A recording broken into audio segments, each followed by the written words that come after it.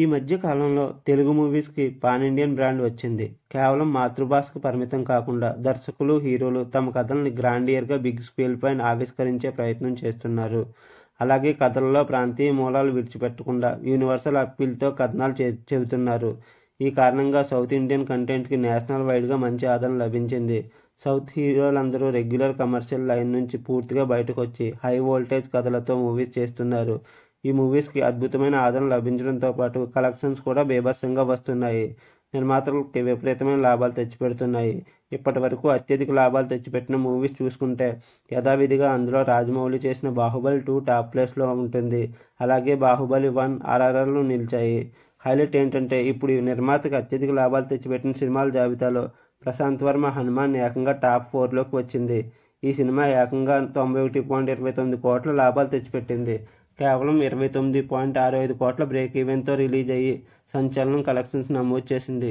300 కోట్ల గ్రాస్ కలెక్షన్స్కి ఈ చిత్రం దగ్గరగా ఉంది. ఓవరాల్గా చూసుకుంటే సినిమాల ప్రాఫిట్, బిజినెస్ లెక్కలు ఈ క్రింది విధంగా ఉన్నాయి. బాహుబలి 2 508 కోట్ల ప్రాఫిట్ వచ్చింది. 352 కోట్ల టార్గెట్తో బరిలోకి దిగింది. బాహుబలి 1 186 కోట్ల ప్రాఫిట్ వచ్చింది. 118 కోట్ల టార్గెట్తో బరిలోకి దిగింది. RRR 163.3 కోట్ల ప్రాఫిట్ వచ్చింది.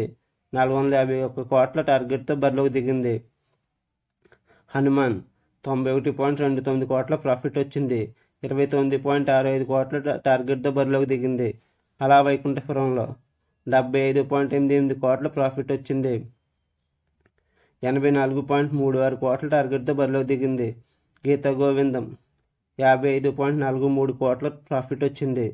15 కోట్ల టార్గెట్తో బరిలోకి దిగింది. F2 50 కోట్ల ప్రాఫిట్ వచ్చింది. 34.5 కోట్ల టార్గెట్తో బరిలోకి దిగింది. వాల్తేరు వీరయ్య 48.85 కోట్ల ప్రాఫిట్ వచ్చింది.